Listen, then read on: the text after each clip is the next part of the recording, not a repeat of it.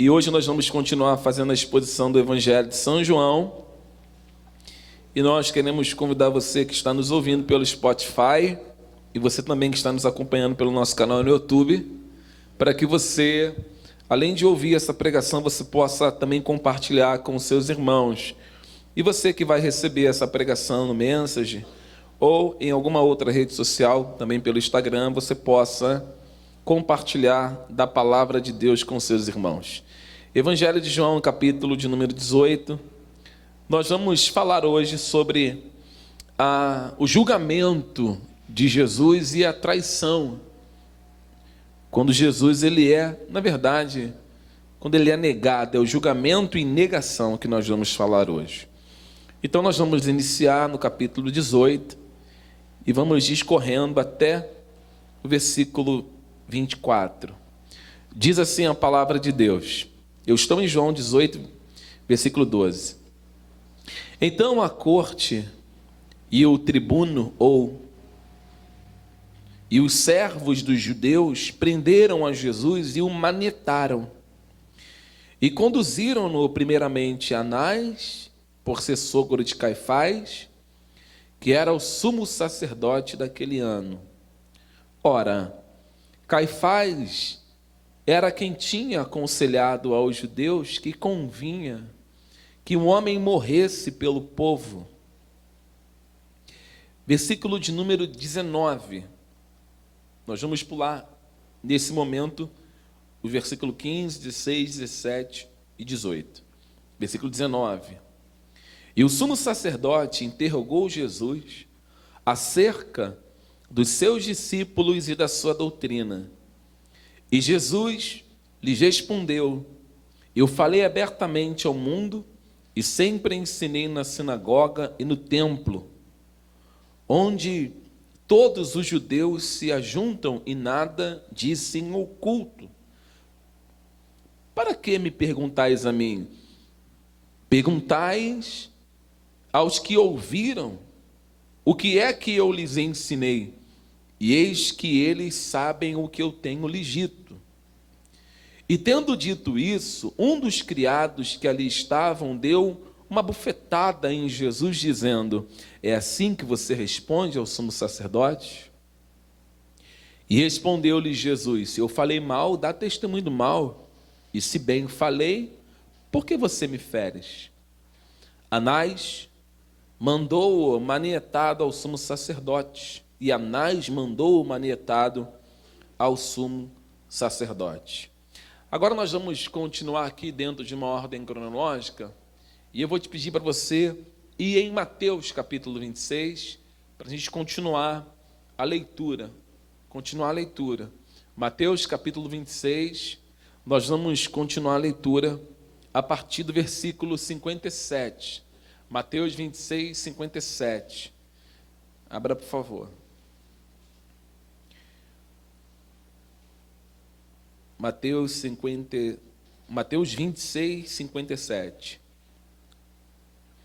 E os que prenderam Jesus, eu estou no versículo 57.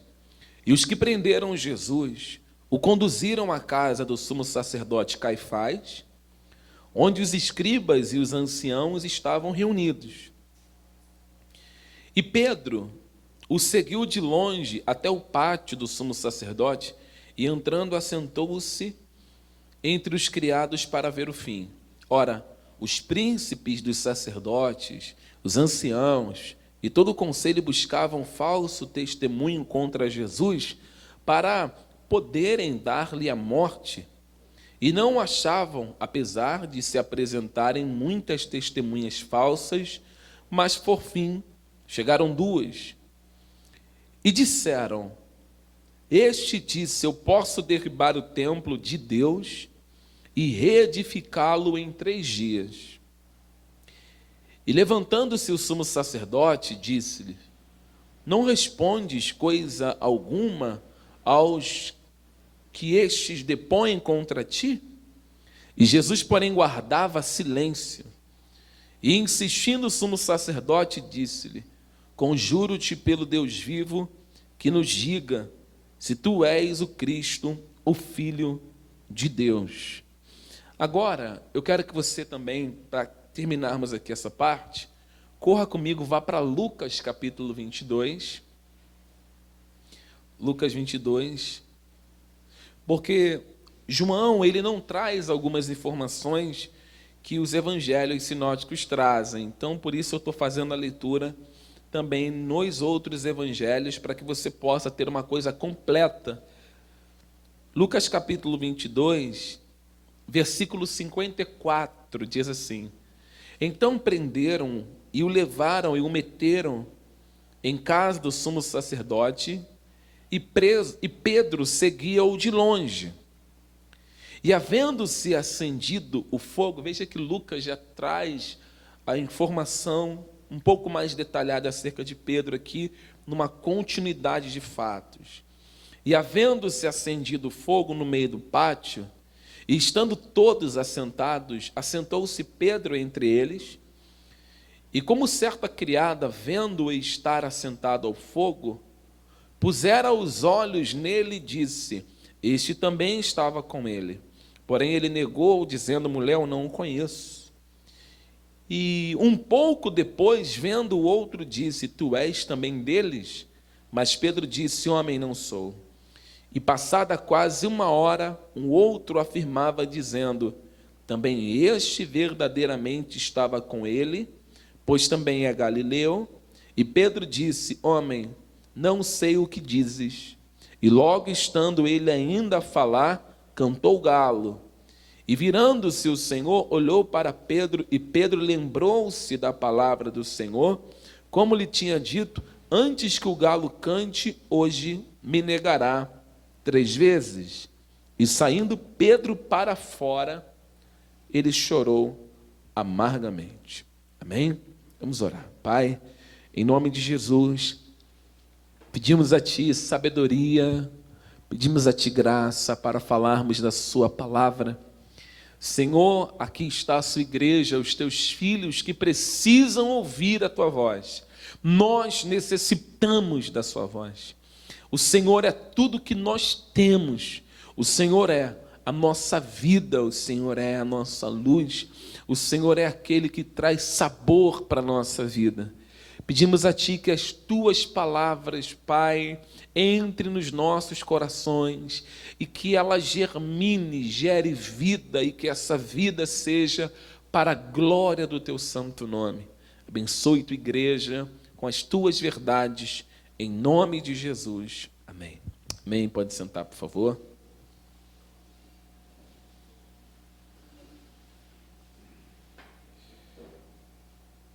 Nós vamos falar sobre esses fatos ocorridos com Jesus depois que ele é apanhado no jardim de Getsêmani.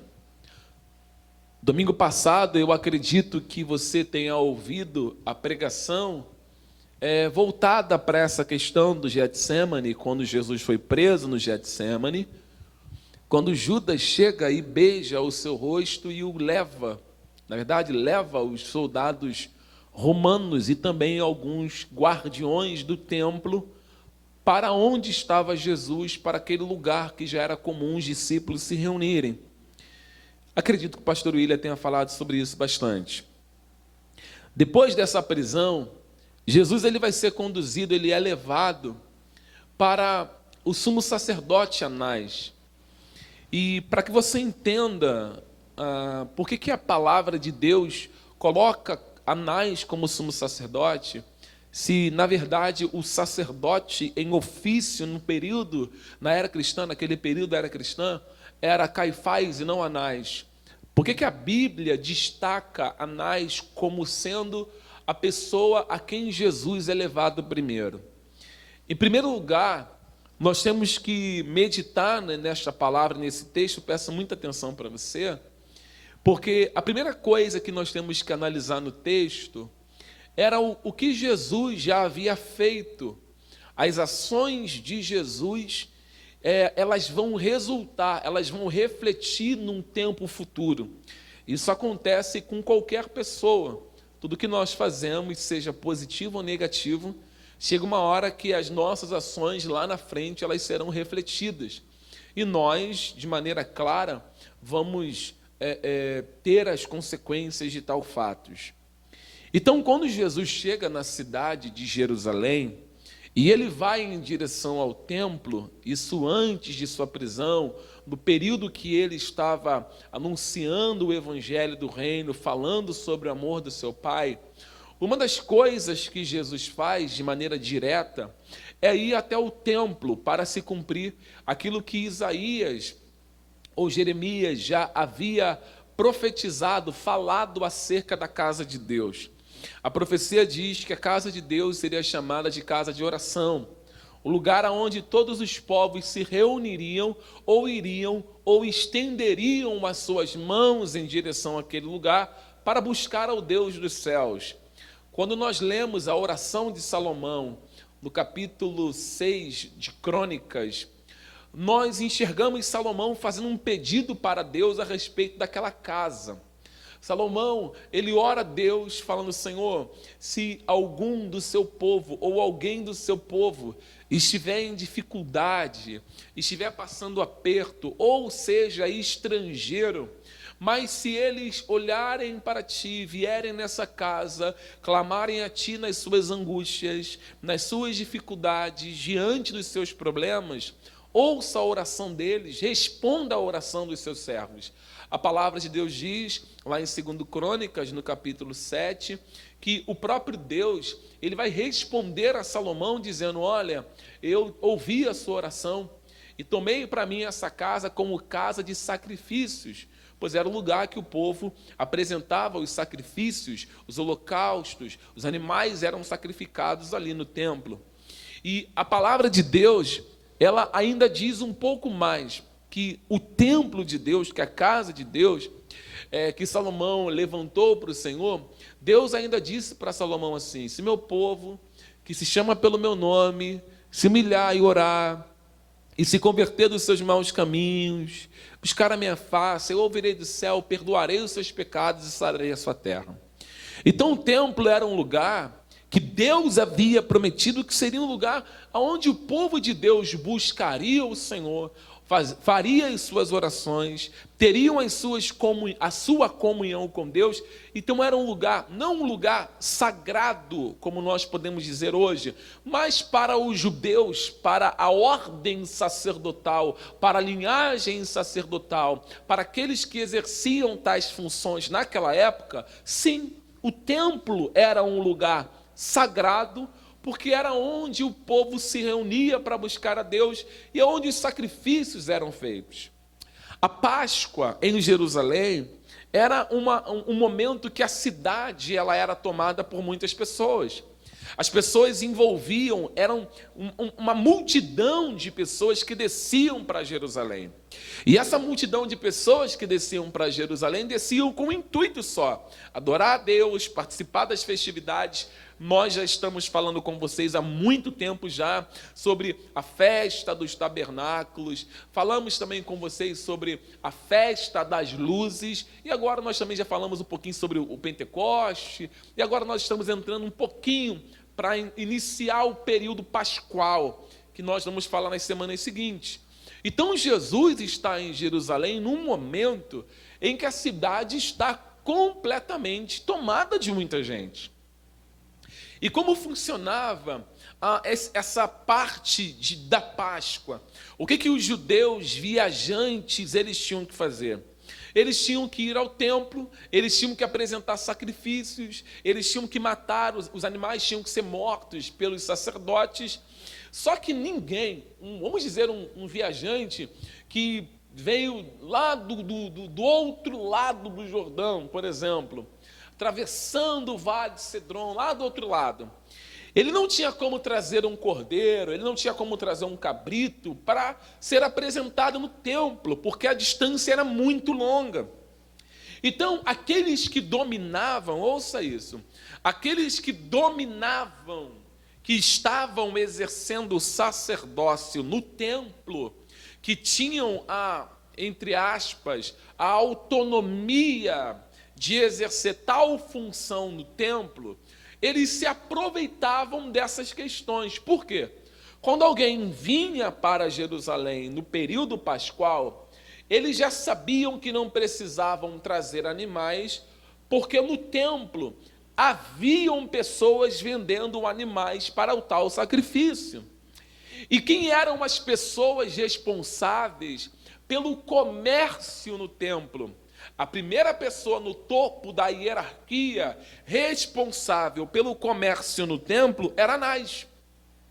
Anás, segundo a história, ele é diretamente de uma linhagem sacerdotal.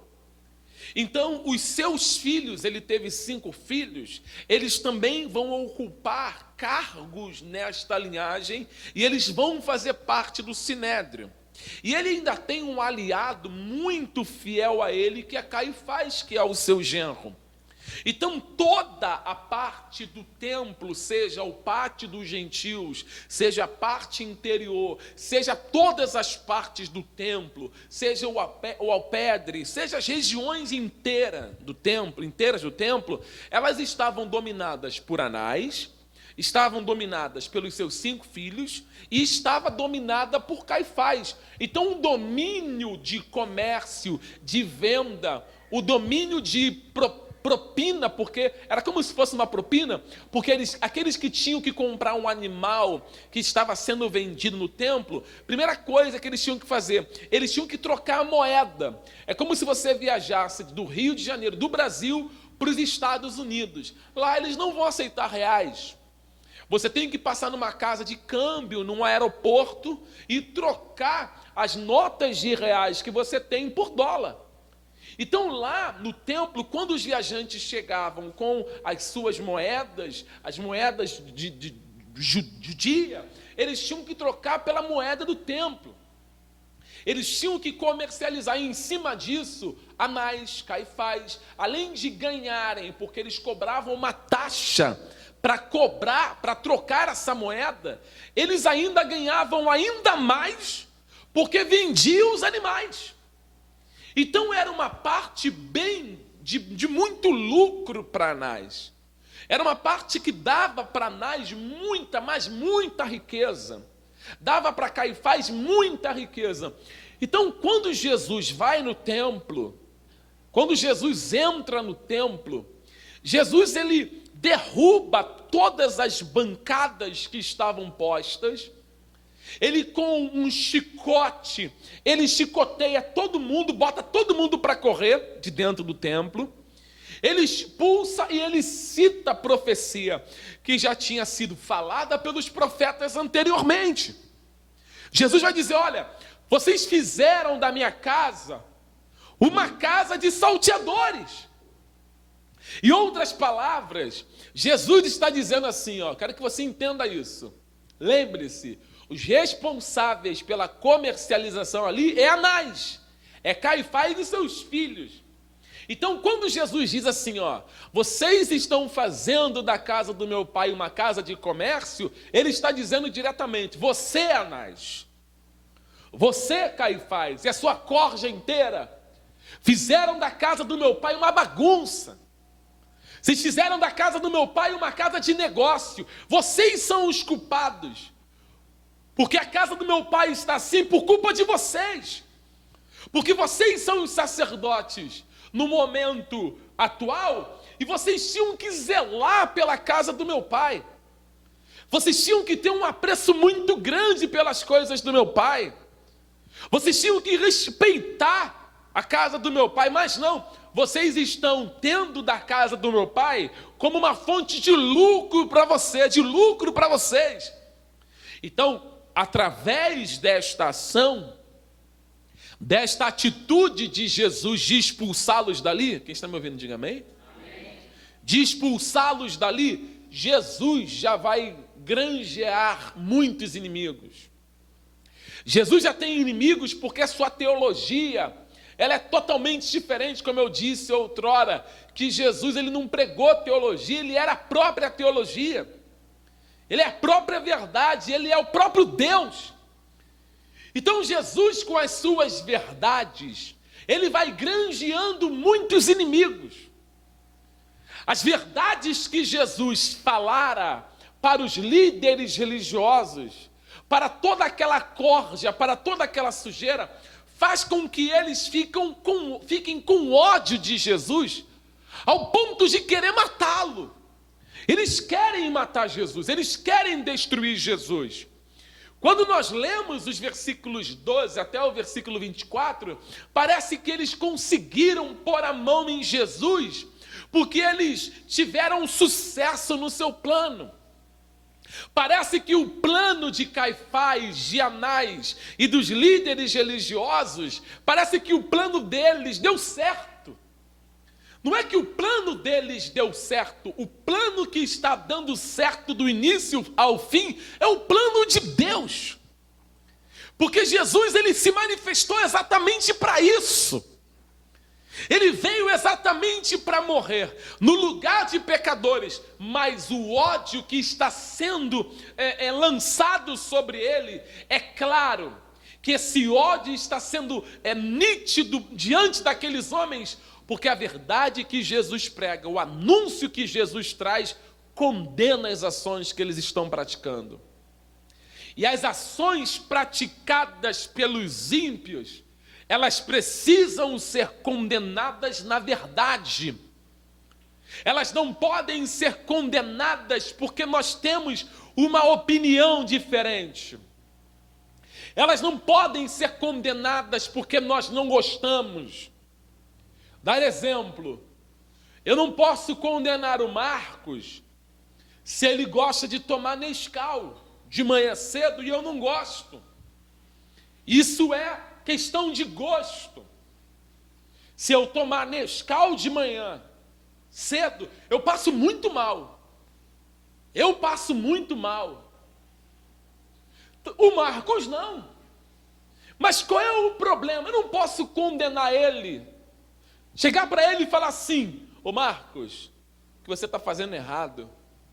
Você está tomando Nescau de manhã e não pode. Ele vai perguntar para mim: por que não pode tomar um Nescau de manhã? Por que você me condena? Por que você é contra mim que tomo Nescau na parte da manhã? Eu vou dizer: porque eu acho que você está fazendo errado. Não é essa posição de Jesus. Jesus não está agindo assim. Jesus não vai condená-los dentro do seu posicionamento de achismos. Jesus é a própria verdade. E a verdade gera no homem ímpio, não iluminado, ódio, revolta. E dentro do ódio e dentro da revolta, qual é o planejamento de Caifás? Qual é o planejamento de Anás? Qual é o planejamento dos líderes religiosos? Nós temos que matar esse homem.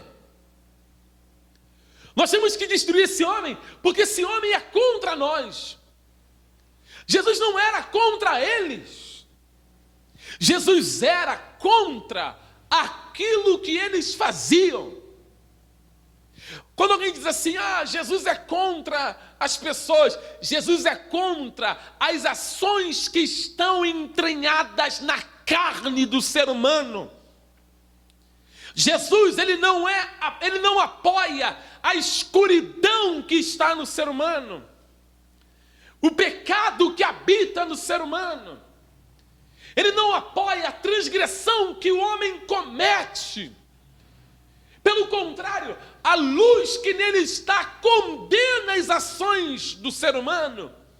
As ações são condenadas, mas nós temos que lembrar: é impossível condenar o pecado sem afetar o pecador. Como que Deus vai julgar o pecado livrando o homem que cometeu o tal pecado? Alguém diz assim: Deus ama o pecador, mas não ama o pecado. Eu pergunto, se esta é uma verdade, então Deus tem que amar o pecador e não lançá-lo no inferno. Ele abomina o pecado e não lança o pecador no inferno. Esta não é uma verdade. Deus abomina o pecado, Deus ama os seus filhos, Deus abomina o pecado e ele vai condenar o pecador por causa do pecado cometido. Então os homens serão julgados por causa das suas ações, Por causa do seu comportamento, e por causa disso, a ira desses homens contra Jesus vai ser uma só: nós temos que matá-lo. Então, para você entender o que vai acontecer nesses julgamentos, eu não tenho como correr para pregar isso aqui, porque a minha intenção é que você saia daqui entendendo, porque você precisa entender o que está em jogo aqui, porque nós vamos falar da igreja aqui nesse assunto. Você tem que entender o que está em jogo nesse julgamento. Por que Jesus, ele é julgado assim? Por que fazem isso com um homem inocente? Por que o prendem dessa maneira? Por que o ferem desta maneira? Eu quero que você entenda isso. Então, a primeira coisa é: as verdades que Jesus ensina faz com que os homens queiram matá-lo. A intenção de matá-lo é antiga. A intenção de matá-lo não começou do dia para a noite. É antiga. Observe que quando Jesus, lá no capítulo 5 de João, quando ele cura aquele homem no tanque, ali eles já começaram a ter intenção para matá-lo. Nós temos que matar esse homem. Nós temos que matar esse homem faz muitos sinais. Esse homem ensina tudo ao contrário. Quando Jesus expulsa todo mundo do templo, eles já começaram: nós temos que fazer alguma coisa. Esse homem vai acabar com a nossa fonte de renda. Esse homem vai acabar com os nossos enriquecimentos ilícitos. Nós temos que fazer alguma coisa. Então já havia um planejamento. Não há alguém pode dizer assim: Jesus foi julgado, ele não teve nem como se defender, ainda que ele tivesse 1000 testemunhas a seu favor. Tudo já estava tramado e preparado para matá-lo, por mais que aparecessem testemunhas, porque a trama, o planejamento foi feito antes do julgamento. Tudo foi preparado outrora. Tudo foi arquitetado antes de Jesus chegar no julgamento perante Anás. Aquilo ali é somente um jogo de cena, porque eles tinham que fazer isso. Eles não podiam matar Jesus simplesmente porque o odiavam. Eles tinham que fazer tudo dentro, abro aspas, de uma legalidade, dentro da lei que eles tinham que obedecer, porque havia o Império Romano que governava o país naquela época. Então eles não podiam passar por cima da lei que estava em vigor. Por mais que eles quisessem matar Jesus, eles tinham que ir até César, eles tinham que ir até o governador, que era Pilatos, para ter autorização para a morte.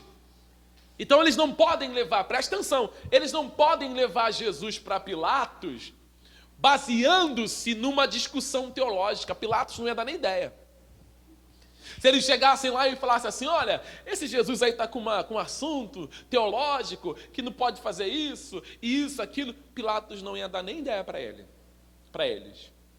Então os líderes religiosos precisam que Jesus seja acusado de sedição contra Roma. Então eles planejam tudo para que Jesus seja enquadrado na sedição, como se ele estivesse opondo-se ao Império Romano, a Pilatos, indo contra César, ensinando a nação a ser contra César, a não pagar tributos a César. Então todo o aparato, tudo está sendo planejado para ele ser morto.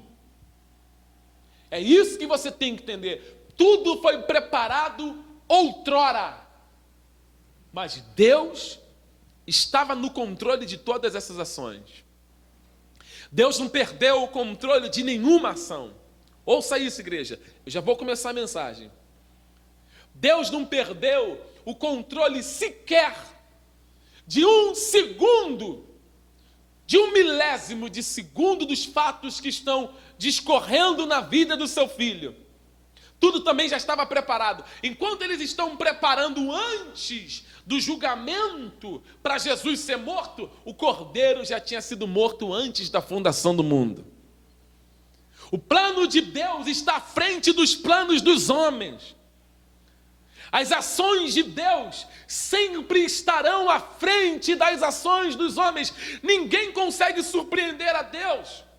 É loucura quando um pregador ele pega o microfone e assume o púlpito e ele ensina a igreja. Vamos, irmãos, surpreenda a Deus nessa manhã. Ninguém consegue surpreender a Deus. Surpreenda a Deus com louvor. Ninguém consegue surpreender a Deus. Surpreenda a Deus com o teu quebrantamento, com o teu choro. Deus conhece todas as nossas ações. Antes que a palavra chegasse à nossa boca, antes que levantássemos da cama, antes de deitarmos, Deus conhece os nossos passos. Nós éramos criaturas informes, estávamos no ventre da nossa mãe, e Deus já conhecia o nosso presente, o nosso passado, o nosso futuro. Ele conhece todas as coisas. E os líderes religiosos, achando que estavam colocando a mão nele. Não. João capítulo 18, versículo 12, diz assim: então a corte e o tribuno e os servos dos judeus prenderam a Jesus e o manietaram. Quantas vezes nós já lemos na Bíblia que os homens tentavam pôr a mão em Jesus e não conseguiam? Na maioria das vezes, eles vinham para prender Jesus e Jesus saía do meio deles. Jesus poderia ter saído do meio deles aqui, ele poderia ter fugido do Getsêmani, mas ele ficou lá como filho obediente, esperando a hora, porque ele sempre obedece. Jesus não é Washington. Jesus não é Marcos. Jesus não é Bianca. E nem Natália. Se ele tem uma ordem a seguir, é ali que ele vai ficar. Se a hora chegou, igreja, olhe para cá. Se a hora chegou, se a hora é chegada, é ali que ele vai ficar. Não há medo. Não há nada que o faça sair dali. Não há conforto pessoal. Não há algo que possa movê-lo a sair do lugar, a tirá-lo do lugar, a dar um passo à frente. Ele fica e ele é manietado, ele é preso, não porque o plano deu certo dos inimigos, mas porque ele está dando a vida dele por si só. Por isso que em João 10 ele vai dizer: ninguém toma a minha vida. Eu espontaneamente a dou. Esse mandamento eu recebi do meu Pai, porque eu tenho poder para dar a minha vida, mas eu também tenho poder para tomar de volta. Ninguém vai tirá-la de mim, só eu que estou me entregando. Então você tem que deletar da tua mente esse ensinamento que Jesus foi capturado. Não, ele não foi capturado, ele se entregou por nós. Ele se entrega. É a mim que vocês procuram? Vocês estão procurando a mim? Não foi isso que ele disse no jardim do Getsêmani? A quem vocês buscam? A quem vocês estão buscando? A quem buscais? E os homens disseram: a Jesus o Nazareno. E ele disse o quê? Sou eu. Ele poderia ter dito assim: eu não sei quem é não. Aí ele disse: sou eu. Só que a primeira vez que ele diz sou eu, ele diz como Deus. Ele fala sou eu, todos recuam e caem por terra. Você tem ideia do que é mais de 700 homens caindo de uma vez só com uma única palavra? Jesus diz sou eu, e os 700 caem por terra. Se você estivesse no lugar dele, sabendo que vai ser preso, vai morrer, vai ser chicoteado, o que você teria feito se todos tivessem caído no chão? Você correria, eu correria, nós fugiríamos. Mas ele ficou lá, todos se levantam, e ele continua no mesmo lugar, porque Jesus, Ele obedece. Nós corremos das lutas da vida que nós enfrentamos, nós corremos das nossas responsabilidades, nós corremos dos nossos compromissos. Imagine uma cruz te esperando, se você não correria. Quantas pessoas congregam conosco, quantas mulheres, quantos homens, quantas pessoas neste mundo correm da cruz loucamente, porque a cruz nos fere, a cruz nos deixa nu. Então os homens não querem que as suas vergonhas apareçam, porque quem corre para a cruz, a sua vergonha aparece.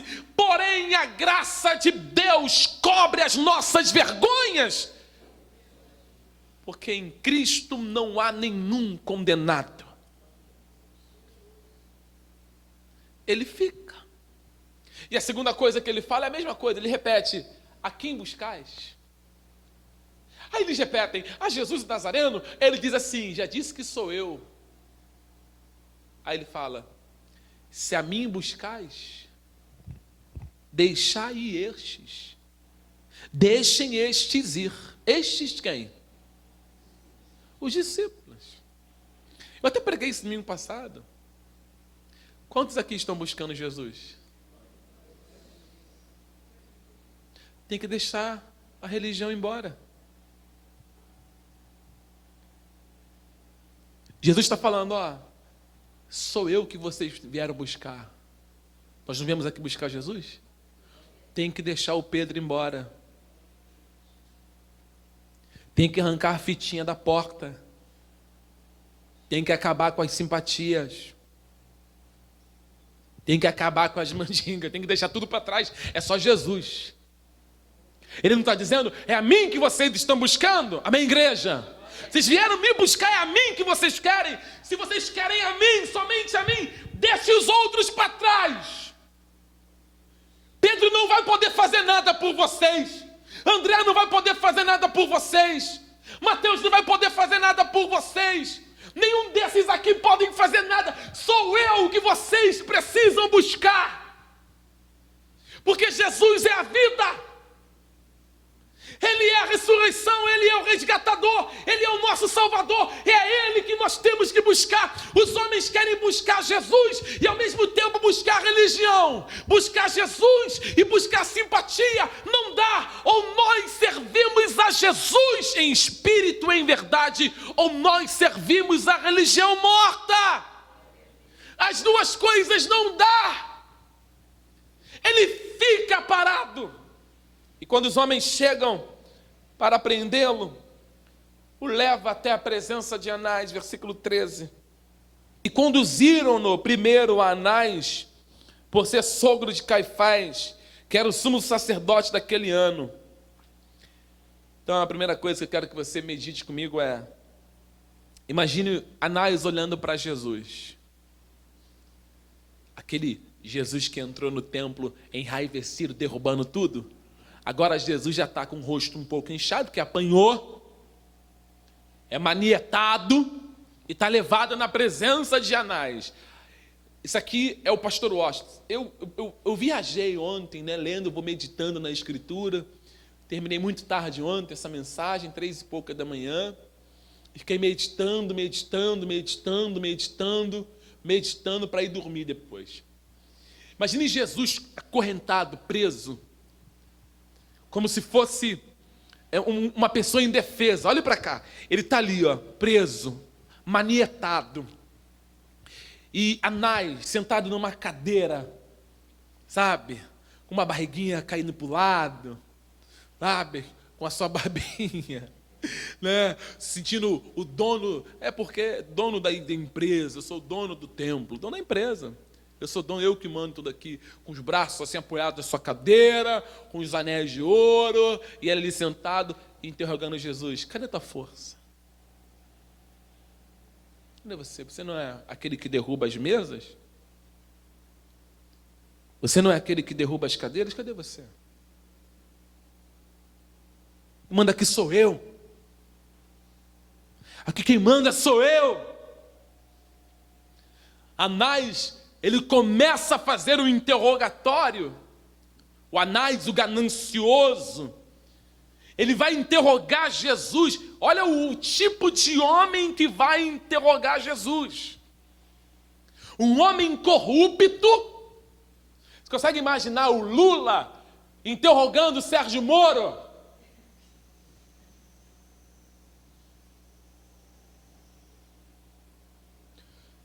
Consegue imaginar a Dilma interrogando o Sérgio Moro? Ou o Sérgio Cabral fazendo um interrogatório ao juiz Marcelo Bretas? Estou dando um exemplo. É isso que está acontecendo. É um corrupto interrogando um justo. É um corrupto vendido, porque assim, deixa eu te explicar esse detalhe. Os sacerdotes da época, eles pagavam suborno, tá bom, gente? Aos governadores. E quem molhava mais a mão de César e os governadores tinha mais sossego. Tanto é que Anás ele é tirado do seu tempo, da sua cadeira, e quem vai assumir no seu lugar é Caifás. Caifás assume no seu lugar. Mas não é porque houve uma troca de cadeira. Sacerdócio só terminava após a morte. Então o sacerdote que deveria estar em ofício era Anás, mas ele foi tirado. E agora Caifás está molhando, mas Anás ainda mandava. Quem mandava ainda era Anás. É igual quando, desculpa que eu não gosto de falar nem de política, mas é para você entender. É igual quando a Dilma assumiu a presidência. Quem mandava? É a mesma coisa. O Caifás está lá sendo sumo sacerdote naquele momento, mas quem mandava era o seu sogro. Por isso que Jesus é levado primeiro para Anás, porque quem manda é Anás. Quem está as direções é Anás. Quem está com as rédeas nas mãos é Anás. E aí Anás faz o primeiro interrogatório.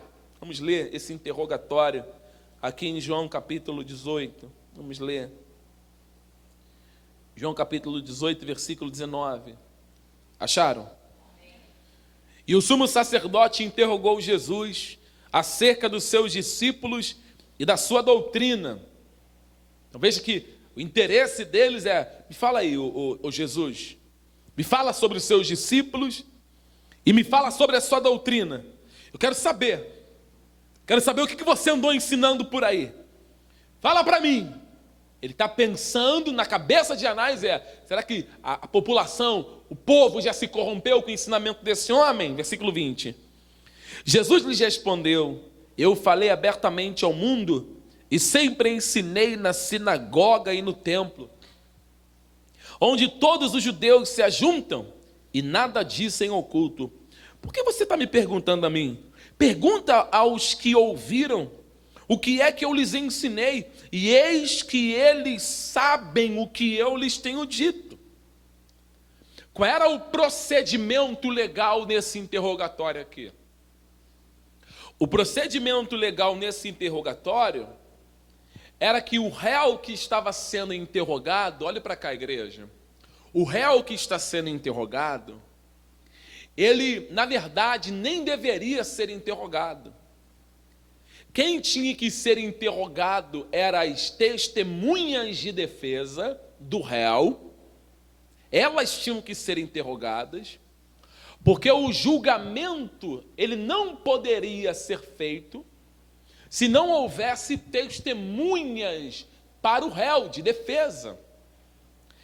Todo julgamento em Israel, ele tinha que ser feito com testemunhas porque era lei. Segunda coisa, o julgamento ele não poderia ser realizado nem na sexta, não poderia ser realizado nem no sábado e nem no domingo. Por quê? Um dia antes do sábado, era-se proibido fazer julgamento acerca de qualquer pessoa. No sábado era o Shabá.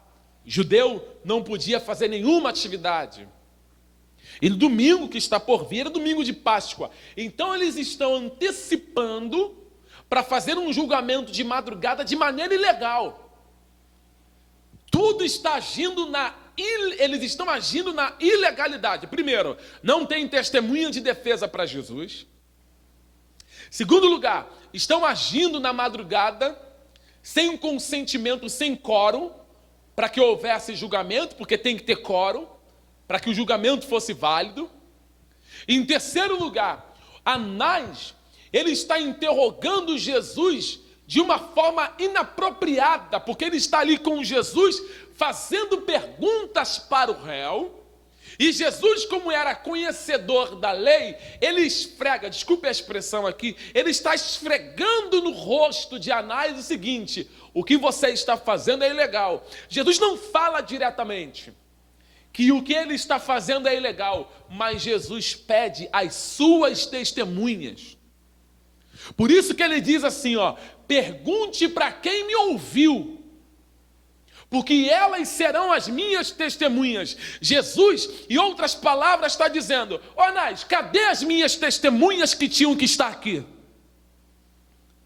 Cadê as pessoas que me ouviram pregar a verdade, que me ouviram anunciar a verdade? Cadê elas que elas não estão aqui? É isso que Jesus está falando para Anás. Jesus está dizendo para Anás: o teu julgamento é um julgamento inapropriado. O teu julgamento é um julgamento inválido. Eu estou sendo julgado por você aqui de uma maneira que não deveria acontecer. Cadê as minhas testemunhas? Pergunte para elas, porque elas me ouviram. Mas Anás, ele não quer saber de testemunhas de Jesus. Ele não quer saber se há alguém ali que ouviu Jesus pregar. A intenção de Anás é matá-lo. E para matar Jesus, eles são capazes de tudo. Eles atropelam tudo para matá-lo. Continue a leitura. Versículo de número 22. E tendo dito isso, um dos criados que ali estavam deu uma bofetada em Jesus, dizendo: assim respondes o sumo sacerdote? E respondeu-lhe Jesus: se eu falei mal, dá testemunho do mal. E se bem, porque me feres? Jesus está dizendo assim: ué, você acha que eu estou exigindo alguma coisa aqui que está errado? Se eu estou exigindo alguma coisa que está errado, diga onde eu errei. Por isso que ele fala: se eu falei bem, por que você me deu um soco? Mas se eu falei mal, me diga onde eu falei mal. Jesus está dizendo assim: vocês sabem que eu tenho direito a testemunhas. Dentro da lei vocês sabem. Então Jesus não dá uma resposta mal criada para tomar um soco na boca. Ele só falou a verdade.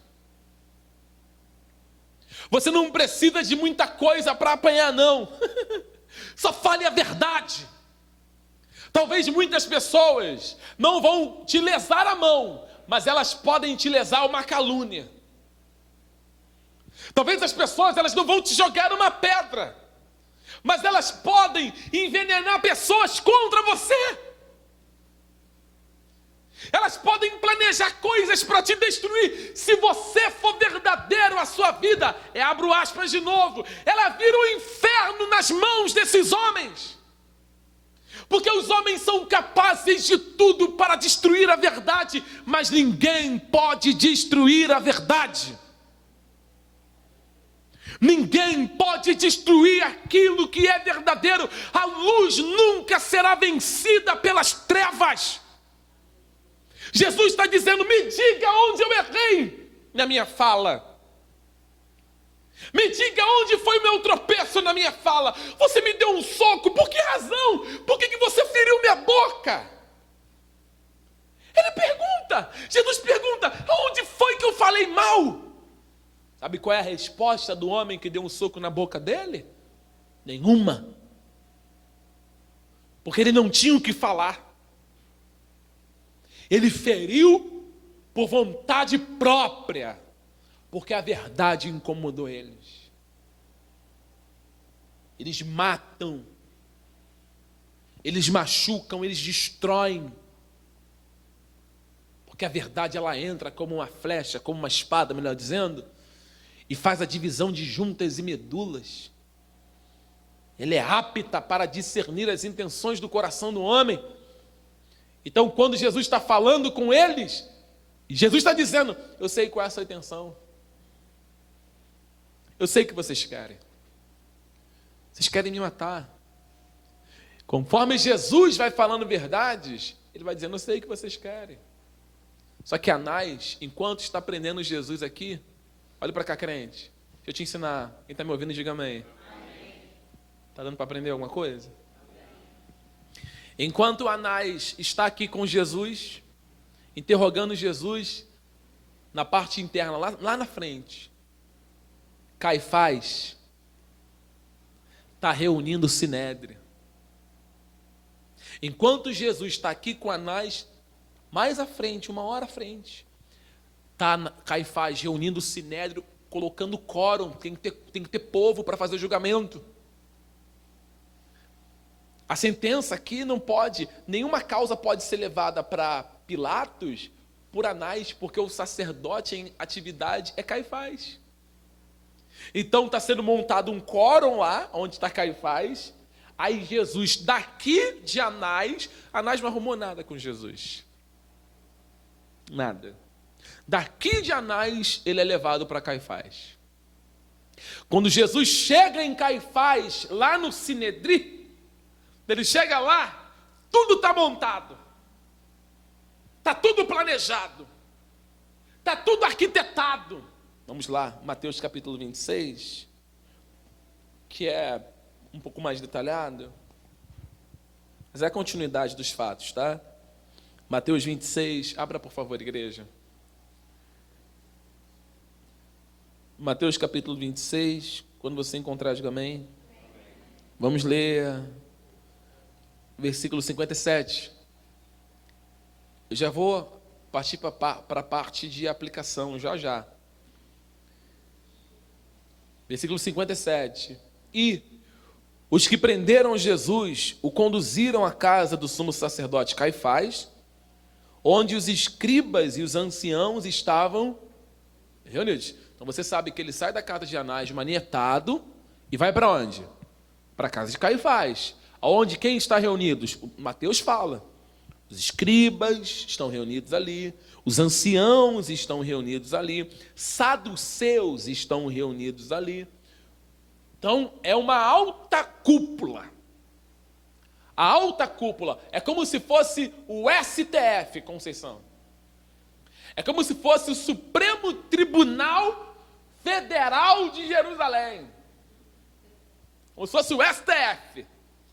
Está lá o Lewandowski, Gilmar Mendes, misericórdia. Está lá o Toffoli, Marco Aurélio, Celso de Mello, Alexandre de Moraes, Carmen Lúcia. Está todo mundo lá, corja. Todo mundo lá, o pessoal todo lá. Um exemplo, né? Aí chega Jesus, manietado. Quando Jesus entra, começa o exame. Quando Jesus entrou como cordeiro. Agora ele não entra mais como sendo acusado de ter... Não, ele entra como um cordeiro. Como Isaías diz lá no capítulo 53. E como um cordeiro mudo, ele foi levado para o matador. Aqui é o matador. E diante dos seus tosqueadores, o que é tosquear? É arrancar a lã da ovelha e deixar a ovelha na carne, na pele. E diante dos seus tosqueadores, diante daqueles que arrancavam a sua lã, arrancavam a sua carne, ele não abriu a boca. E está ali Jesus no covil. É como se fosse um Daniel na cova dos leões. É como se fossem os 3 amigos na fornalha de fogo. É como se fosse José vendido no poço, largado sozinho.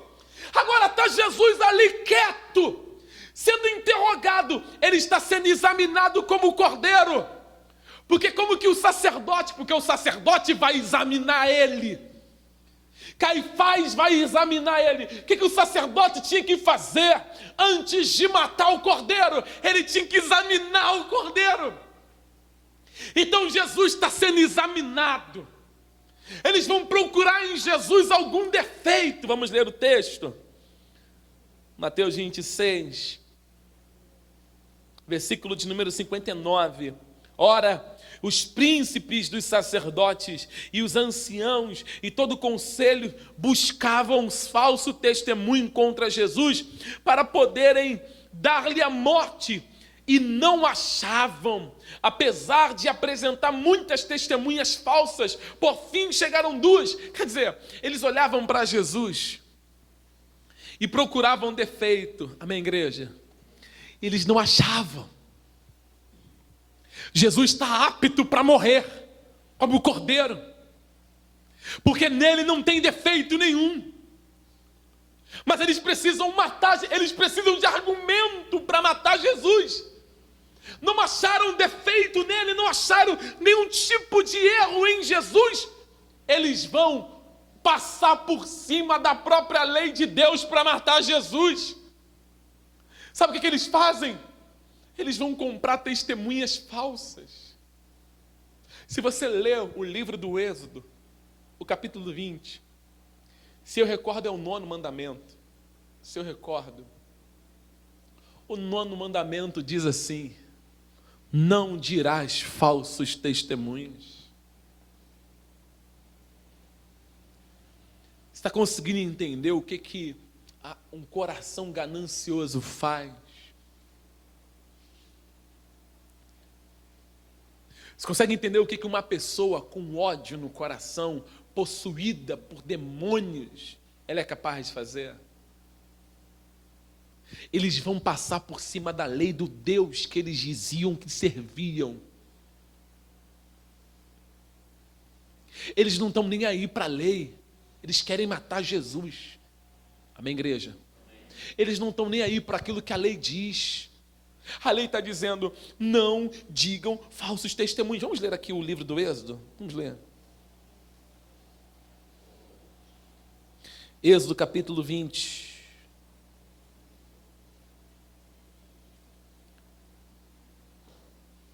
Êxodo capítulo 20.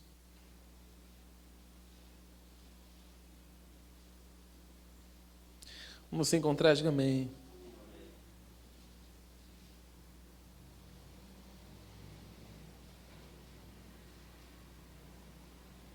Vamos ler versículo 16. O que Êxodo 20, 16 diz? Não.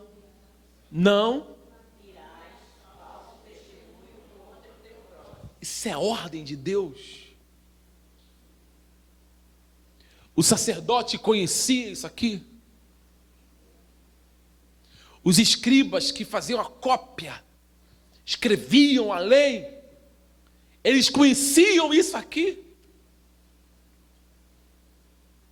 Os doutores da lei conheciam esta ordem.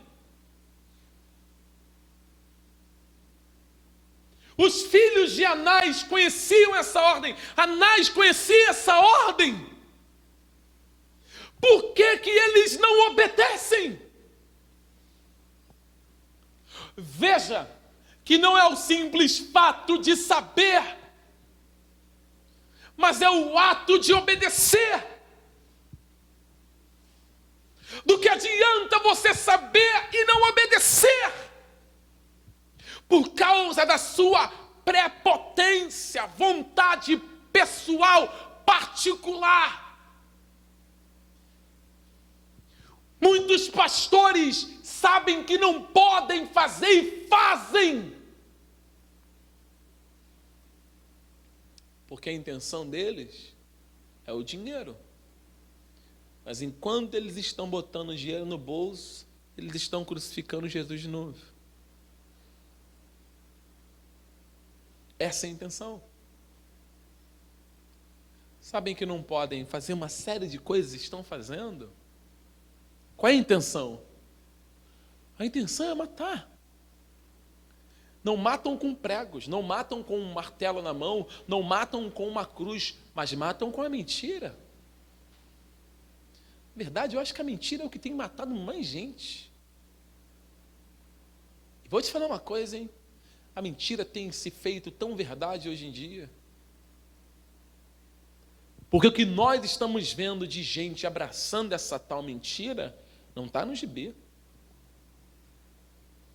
As pessoas estão apaixonadas por essa mentira. Estão apaixonadas por esse engano. Os líderes religiosos, eles não estão nem aí para a tua vida. Estão nem aí. Eles não estavam nem aí para Jesus, eles queriam matar. Eles não estão nem aí para Jesus não, alguém está me ouvindo? Hello, crente, crente. Os líderes, a maioria dos líderes religiosos não estão nem aí para Jesus.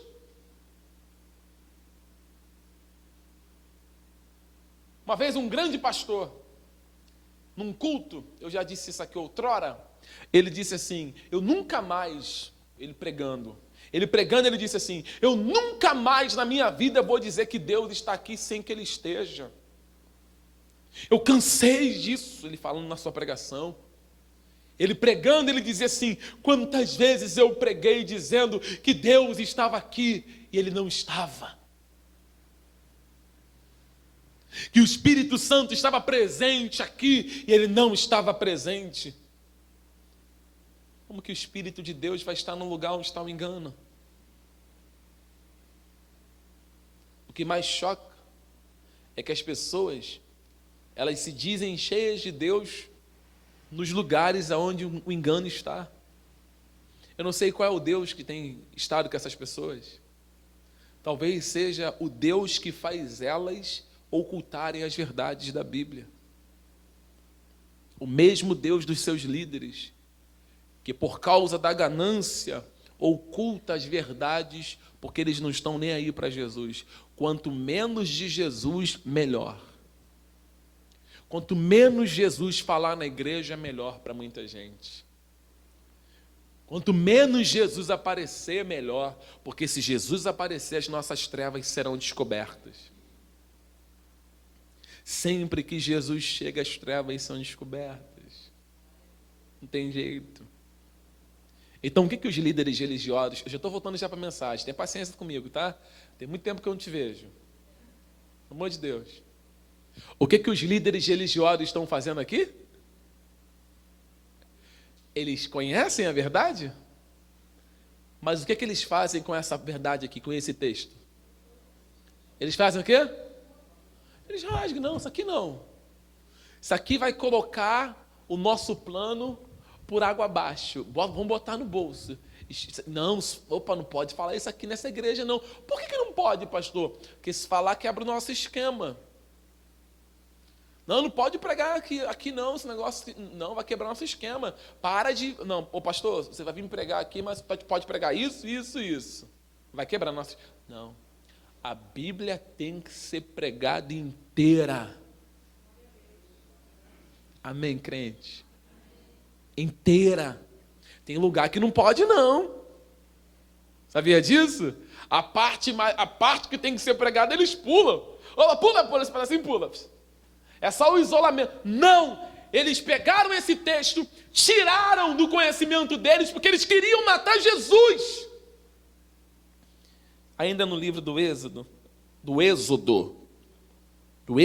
no capítulo 23, Êxodo 23, não é uma vez só que Deus fala muitas vezes. Êxodo capítulo 23, versículo 1, diz assim, não dirás o quê? E não porás a tua mão com ímpio, para seres testemunhas o que, igreja? Deus fala, olha, não se meta com ímpio para ser testemunha falsa. A palavra diz que eles pagam para as pessoas irem lá e testemunhar contra Jesus. E sabe o que eles usaram para testemunharem contra Jesus? A própria palavra que Jesus disse. porém distorcida. Eles distorciam a verdade de Jesus. Eles pegaram aquilo que Jesus falava e distorceram para que o que eles estão dizendo fosse tido como verdade. Porque Jesus disse assim: eu derrubarei esse templo aqui, e em 3 dias eu vou torná-lo a levantar. Só que ele estava falando do seu corpo. Ele estava falando da estrutura do seu corpo. Versículo de número 61.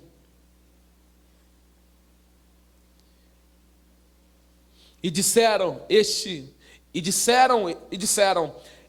disse: eu posso derribar o templo de Deus e reedificá-lo em 3 dias.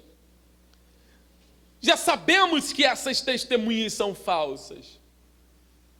O que elas estão fazendo? Distorcendo. Você conhece alguém que distorce a palavra de Deus? Hello, crente? Conhece? Com qual propósito? Se beneficiar. Jesus disse que ia destruir o templo. Mais de 40 anos para o templo ser levantado. E Jesus, olha a loucura, os homens, eles estão achando que Jesus, ele é um mega hiper mágico para estalar os dedos, derrubar e levantar um templo de estrutura, de tijolo, de cimento. Não, Jesus não disse isso, ele está falando do seu corpo. Mas os homens estão dizendo, ele disse que tem poder, ele disse que tem capacidade para derrubar o templo, que foi construído há mais de 45 anos pelos nossos pais, e levantá-lo em 3 dias. Ele é mentiroso, ele é enganador, ele disse que iria fazer isso, só que eles estão distorcendo a palavra de Deus. Você precisa ser um bereano. Vai pegar a palavra de Deus e toma cuidado com aquilo que você está ouvindo. Você que está assistindo a gente pelo canal do YouTube, você que está nos acompanhando pelo Spotify ou por alguma outra rede social, pegue a sua Bíblia, vá ao culto, anote a pregação, volte para casa e estude. Para que você não seja acompanhante de homens que dão testemunho falso de Jesus. Aqui, eu digo, irmãos, vocês não fazem ideia. Oh Deus, glorificado seja o Senhor. Vocês, membros dessa igreja, não fazem ideia do tamanho da crítica que já está dentro de vocês. Vocês não fazem ideia. Sabe quando vocês fazem ideia? Quando vocês escutam uma outra pessoa pregando um evangelho distorcido. De maneira natural, você fala: ué, você não está ali para ficar procurando um erro. Alguém está me ouvindo? Tu não fica ali, vamos ver, agora ele vai errar. Agora, não, fica ali, sentado. O seu ouvido é uma coisa impressionante. Parece que foi colocado uma peneira às portas do ouvido. As portas do ouvido, parece que foi colocado uma peneira aqui e colocado um óculos de visão da galáxia hiper, mega, super, que você consegue ver de longe. Isso aí está cheirando a mutreta. Não é porque o pastor Washington te ensina, não é porque o pastor William te ensina, é porque o Espírito Santo de Deus tem regenerado a sua alma. E é a Bíblia que diz: e conhecereis a verdade. E a própria verdade, não é o pastor, a verdade vai libertar vocês. Então abandone a preguiça. Pega esse livro, vai para sua casa, vai se debruçar sobre a sua mesa e vai estudá-la. Tem gente que grava áudio para mim de 40 minutos reclamando da vida, Grava áudio para mim de 5 minutos, 10 minutos, 11 minutos, reclamando da vida, mas não ora 1 minuto na sua casa. Não é a Bíblia os 10 minutos de áudio que grava para reclamar de assuntos esporádicos ou outros assuntos. Não fica 10 minutos lendo a Bíblia para aprender.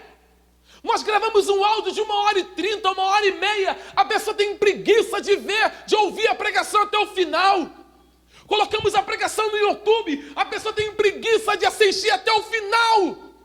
Mas vê um filme até o final, porque a curiosidade para saber o que vai acontecer no final do filme, se o mocinho morre, se a mocinha só morre, se o herói vai ressuscitar, e se eles vão casar e vão ser felizes para sempre, mas não tem o interesse quando o assunto é a palavra de Deus. Dorme no culto, mas não dorme no cinema. Dorme no culto, mas não dorme na frente da TV. Dorme no culto, mas não dorme num casamento. Prioridade. Quando a prioridade é o reino, nós fazemos de tudo para ter mais do reino em nós. Esses homens estão distorcendo, esses homens estão enganando, eles estão encobrindo as verdades. Eles estão comprando pessoas. Talvez você não é comprado por dinheiro, mas você está sendo comprado com falsas esperanças. Quanta gente é comprada com falsa esperança? Porque a palavra de Deus está distorcida. Venha que Deus vai fazer. Eu trago o teu marido em 3 dias. Isso aqui é comprar. Distorcendo a palavra. E as pessoas estão indo. Estão indo porque o homem distorceu. Agora, a Natália me mandou, ela fica procurando essas coisas no Instagram, fica me mandando. Natália me mandou campanha contra o coronavírus. Vou beber água.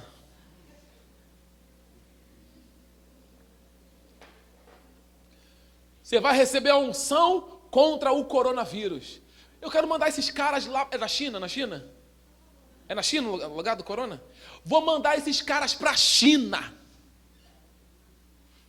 Vou mandar, pode gravar, o Valdomiro Santiago, que tem um dom da cura, para a China.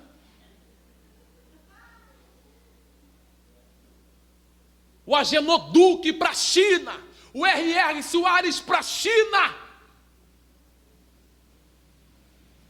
Vocês não têm o dom da cura? Cure todas as pessoas que estão com coronavírus e tire essa praga do mundo. O povo enganado. Mentira, farsa, fraudulentos, enganadores, trambiqueiros, 71. E tem gente que gosta. Ai, o meu pastorzinho. Não fala mal do meu pastor, não, pastor, eu acho. Então, com um monte de gente mandando mensagem no mensagem. Você está falando muito mal dos pastores. Me bloqueia, irmã. Simples, você não vai ver. Foi o que eu disse para Carla. Se o cachorro, que é o cachorro late, quando o seu dono está sendo atacado, ou a sua residência está sendo atacada, eu seria um covarde vendo as verdades do evangelho sendo deturpado e ficasse quieto. Eu não vou perder para o cachorro, não. Pode ir todo mundo embora. Fique eu e as paredes aqui. Mas eu não vou deixar o cachorro latir mais do que eu. Au, au.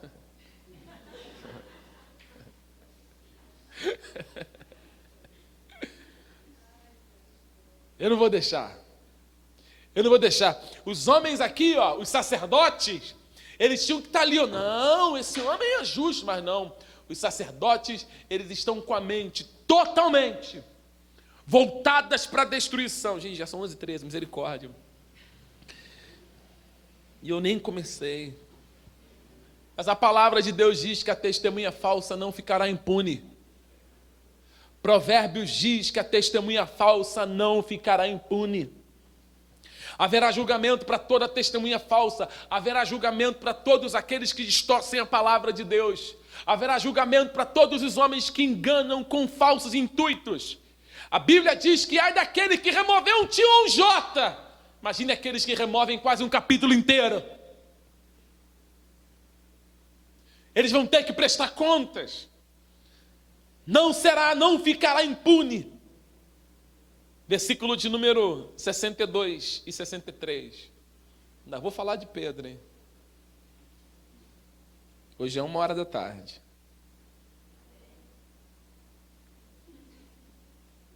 Versículo 62. E levantando-se o sumo sacerdote, disse-lhes: não respondes coisa alguma aos que te depõem contra ti? Aos que depõem contra ti? E Jesus, porém, guardava o quê? Aqui, ó. Os homens querem arrancar o que dele? Alguma coisa. Não, eles querem arrancar dele alguma coisa para incriminá-lo. O que ele faz? Você consegue fazer silêncio? Quando alguém está ali, ó.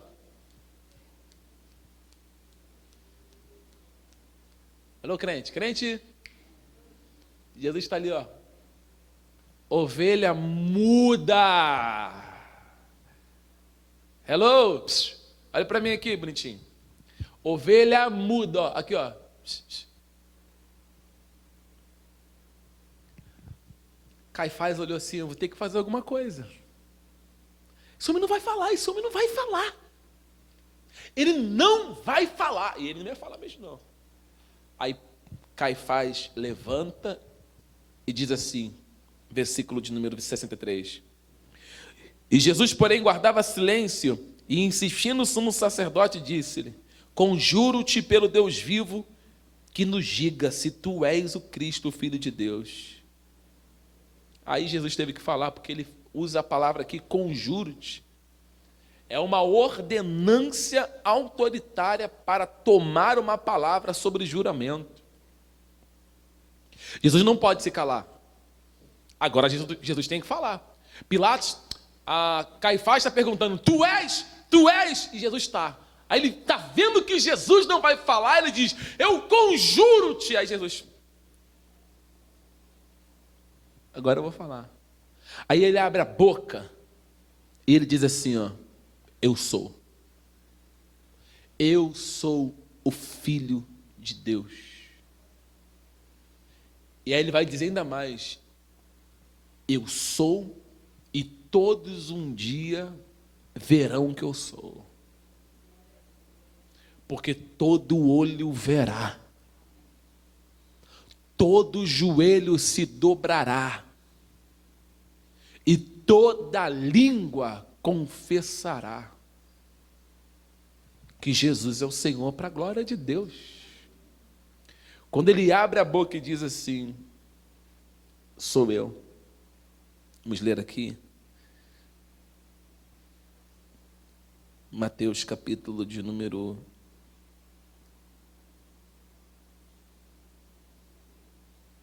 26.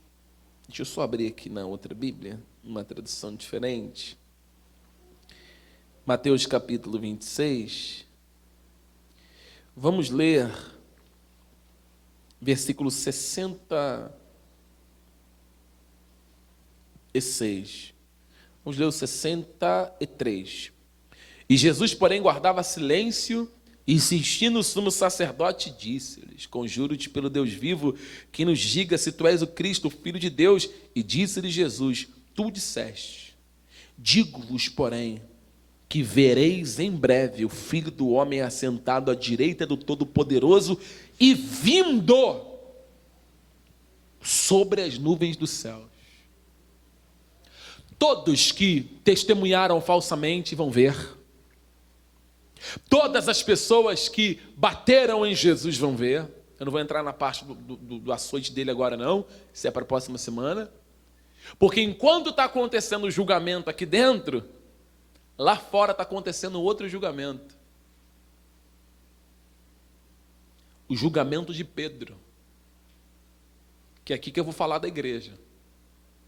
Amém, crente? Enquanto Jesus está ali apanhando, tomando soco e dizendo a verdade: sou eu, não nego, sou eu. Lá fora tem um discípulo que se achava o cara. Tem um discípulo: não, eu vou contigo até a morte. Não, não, não, não, não, não, pode confiar, ninguém, não tem essa história não, Jesus. As pessoas, se vierem contra ti, eu vou tomar a frente, eu não vou deixar. O Pedro valentão, ele agora está sendo cirandado. Lucas 22, a hora da ciranda chegou. A ciranda que Jesus disse que ele ia passar chegou. Enquanto Jesus está lá no julgamento, lá dentro, no sinédrio, Pedro está aqui fora, no mesmo local, próximo, no mesmo local, porta dentro, melhor dizendo, ali, Jesus está lá, sendo julgado, e Pedro aqui, querendo ver o fim que daria, ele está sendo cirandado. Lucas capítulo 22. Lucas 22. Olha só, isso aqui, irmãos, eu termino aqui, é para você entender que Deus, nosso Deus, quando Ele fala uma coisa, quando Ele diz uma coisa, acontece infalivelmente. Nós ficamos dizendo para o mundo toda a vida, estou contigo, Jesus. Estou contigo, Jesus. Jesus, eu nunca vou te deixar. Aí Jesus está falando assim, rapaz, a tua ciranda vai chegar. A ciranda está ali na frente. Capítulo 22, perdão. Lucas 22, eu termino. Lucas 22, 31, diz assim: e disse também o Senhor, Simão, Simão, eis que Satanás vos pediu para cirandar como trigo. Mas eu roguei a ti para que a tua, o que, igreja? Tu o quê? Não desfaleça. E tu, quando te converteres, confirma teus irmãos. E ele lhes disse, Senhor, estou pronto a ir contigo até a prisão e a morte. Mas ele disse, eu digo-te, Pedro, que não cantará hoje o galo antes que 3 vezes negue que me conhece. Olha, Pedro, eu vou contigo até a morte. Senhor, eu nunca te deixarei, Senhor. Jesus fala, você vai me negar. Eu roguei o Pai, eu termino aqui, olha para cá, para que a tua fé não desfalecesse. Para que essa história, eu já vi muita gente pregar isso, falando que Jesus livrou Pedro da ciranda. É ruim. Foi cirandado bonitinho, foi peneirado por Satanás. Satanás está peneirando ele agora, enquanto Jesus está lá dentro, passando pelo sinédrio. Pedro está sendo peneirado do lado de fora. E começa as perguntas. Tu estava com ele. Eu sei que você estava com ele. Aí Pedro fala, eu nunca estive com esse homem. Eu nem sei quem é este homem. Cadê o homem que era valentão, que confiava em si mesmo? Que se julgava superior aos outros? Alguém aqui se julga superior aos outros? Eu oro mais, eu busco mais, eu sou mais santo. Eu quero ver quando Deus te colocar na peneira. Quando a peneira chegar, porque ela chega, porque todo mundo passa. Todo mundo. Agora não tem mais o discípulo. Não, Pedro está completamente derrotado. Dormiu na hora da peleja. Demonstrou coragem no cenáculo. No cenáculo ele é o cara. Lá no cenáculo ele diz, não, tu não vai lavar meu pé. Mas agora no pátio do templo, ele é o covarde. Não adianta ser forte, mostrar que é quando tudo está bom, mas quando chega a hora de mostrar que é discípulo, correr e fugir, com medo das retaliações. Imagina uma pessoa, os muçulmanos pegando um cristão e a arma na cara do cristão, e o muçulmano dizendo, tu é cristão? Fala, não, Alá. Não, eu sou cristão. Sim, eu sou, você vai morrer. Sim, eu morrerei, mas eu não negarei meu Cristo. É a hora da ciranda. Alguém está me ouvindo?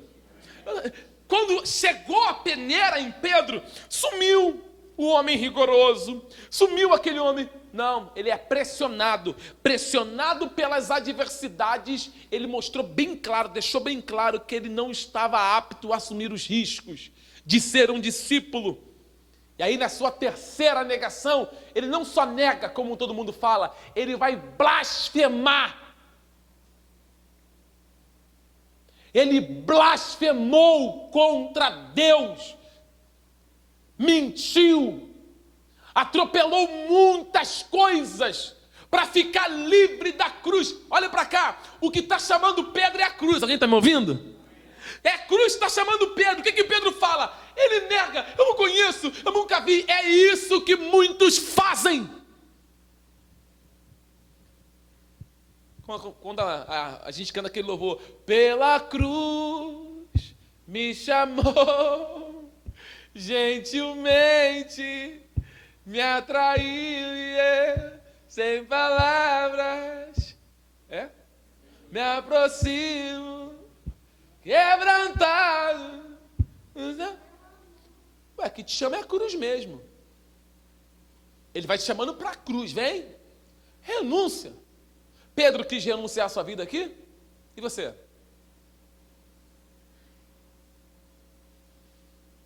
Você entende? Não adianta dizer que vai com ele até a morte e negar na hora da adversidade. Não adianta não, filho. Todo mundo vai enfrentar isso. Sabe aonde Pedro... Eu li isso aqui ontem, eu falei, puxa vida, Pedro vai se esquentar. Estava frio, né? Estava frio, era de madrugada e eu termino. Tô com tanta coisa para falar, mas não dá tempo. Era de madrugada e Pedro vai lá e assim, ó, ficou na fogueira. Está na beira da fogueira se esquentando. Está esquentando só a carne, porque a alma já estava gelada. Só estava com isso aqui, ó, quente. Mas a alma estava igual bloco de gelo. Não procure fogueira para se esquentar. Se a tua alma estiver congelada, só quem pode aquecer a nossa alma é o Espírito Santo. Você precisa de Jesus. Você não tem que dizer que não conhece, tem que falar, eu conheço. Eu andei com Ele, mesmo diante da tribulação. É dizer, eu sou de Jesus, eu sou de Jesus, eu sou de Jesus. E eu encerro.